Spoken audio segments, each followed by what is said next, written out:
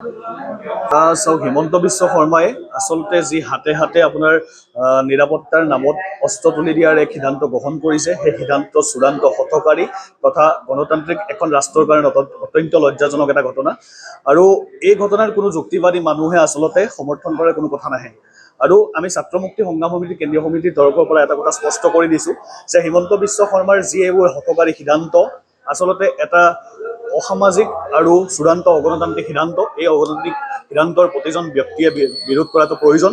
আৰু আমি এটা কথা ক'ব বিচাৰিছোঁ যে যদিহে তেওঁলোকে ৰাষ্ট্ৰৰ প্ৰতিজন নাগৰিকৰ নিৰাপত্তা সুৰক্ষাৰ কথা নিশ্চিত কৰিব নোৱাৰে, তেতিয়াহ'লে তেওঁলোকৰ গৃহ বিভাগে ইতিমধ্যেই ইমান সময়ে আচলতে পদত্যাগ কৰিব লাগিছিল। আৰু পদত্যাগ কৰাৰ পাছতে এনেকুৱা ধৰণৰ সিদ্ধান্তবোৰ ল'ব লাগিছিল। আচলতে আমাৰ অসমীয়া মানুহখিনিয়ে বহুদিনৰ পৰাই বহুখিনি সমস্যাত ভুগি আহিছে। এতিয়াও আমি ৰাষ্ট্ৰৰ চকুত সন্ত্ৰাস জৰ্জৰিত অঞ্চলৰ ভিতৰতে বসবাস কৰোঁ।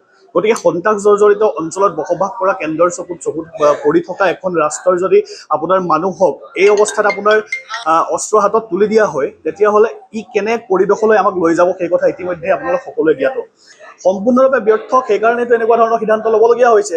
যদিহে আপোনাৰ পুলিচ প্ৰশাসনৰ ওপৰত তেওঁলোকৰ গৃহ বিভাগৰ ওপৰত তেওঁলোকৰ বিশ্বাস থাকিলে হয়, নিশ্চয়ভাৱে তেওঁলোকে এনেকুৱা সিদ্ধান্ত দিব লগা নহ'লহেঁতেন যে প্ৰতিজন মানুহৰ হাতে হাতে অস্ত্ৰ এতিয়া ই কেতিয়াও হ'ব নোৱাৰে। কাৰণ আমাৰ জাতিটোৰ বেছিভাগ মানুহে এতিয়া আপোনাৰ অৰ্থনৈতিকভাৱে হওক, সামাজিকভাৱে হওক, ৰাজনৈতিকভাৱে হওক, সকলোৱে এক আচলতে চেপাৰ মাজত সোমাই পেলাই জীয়াই আছে। আৰু এনে আচলতে ৰাজনৈতিক পৰিৱেশৰ মাজত প্ৰতিজন মানুহক আচলতে বন্দুক দি আচলতে এখন গণতান্ত্ৰিক দেশৰ পৰা কি পদ্ধতিৰ দেশলৈ তেওঁলোকে নিব বিচাৰি আছে, এইটো এটা অবুজ সাঁথৰ আমাৰ কাৰণে। আৰু এই কথাটো আমি তীব্ৰভাৱে গৰিহণা দিছোঁ, ধিক্কাৰ জনাইছোঁ। আৰু আপোনালোকে যদি চাওক, অসমত এই অলপ দিনৰ আগৰ পৰা কেৱল মাত্ৰ দুটামান বস্তু এই চৰকাৰখনে কৰি আছে। সেইটো হৈ গ'ল যে য'তে ত'তে কোনো আপোনাৰ এজেণ্ডা নোহোৱাকৈ, কোনো প্লেনিং নোহোৱাকৈ য'তে ত'তে আপোনাৰ 1 কিলোমিটাৰ, আধা কিলোমিটাৰ মাজে মাজে মদৰ লাইচেঞ্চ দিয়া। আৰু এতিয়া মদৰ লাইচেঞ্চ দিয়া 1 কিলোমিটাৰ, আধা কিলোমিটাৰ মাজে মাজে অঞ্চলবোৰৰ লগতে তেওঁলোকৰ হাতত বন্দুক তুলি দিয়া। আচলতে জাতিটোক কি কৰিব বিচাৰিছে তাতে ওলাই আছে যে 26ৰ ইলেকশ্যনত বৈতৰণি পাৰ কৰিবৰ কাৰণে তেওঁলোকৰ কোনো প্ৰপাৰ প্লেনিং নাই, তেওঁলোকৰ কোনো বেছ নাই। সেইকাৰণে আচলতে এনেকুৱা ধৰণৰ কিছুমান ৰাজনৈতিক মুনাফাৰ কাৰণে সংঘৰ্ষ সৃষ্টি কৰি আমাৰ মানুহখিনিক আচলতে বিভ্ৰান্তিত ৰাখি পেলাই তেওঁলোকে বৈতৰণি পাৰ কৰিব বিচাৰিছে।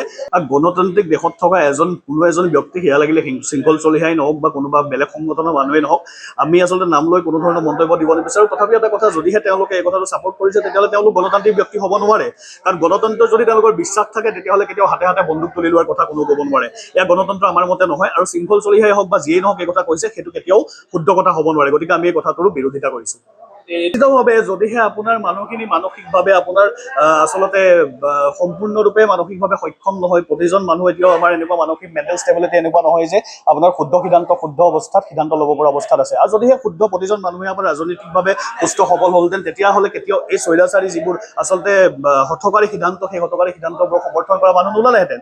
কিন্তু এই ঘটনাবোৰৰ পৰিণতি যে অতি ভয়ংকৰ হ'ব, আকৌ যে আমি সেই ৰক্তাক্ত ৭৯ৰ পাছৰ সেই সময়বোৰলৈ ঘূৰি যাম, সেই কথা স্পষ্ট। আৰু হিমন্ত বিশ্ব শৰ্মাই এইটো বিচাৰিছে কাৰণে তেখেতে আচলতে এনেধৰণৰ সিদ্ধান্ত লৈছে। গতিকে আমি এই কথাটোক তীব্ৰভাৱে গৰিহণা দিছোঁ। আৰু জাতীয়তাবাদ এনেকুৱা কোনো উইচেৰিঙা হেৰিয়ৰ নিচিনা নহয়তো যে আপোনাৰ নিৰাপত্তাৰ কাৰণে বন্দুক লাগিব। এইটো কেনেকুৱা ধৰণৰ উগ্ৰ জাতীয়তাবাদ? আমি এই বস্তু সমৰ্থন নকৰোঁ।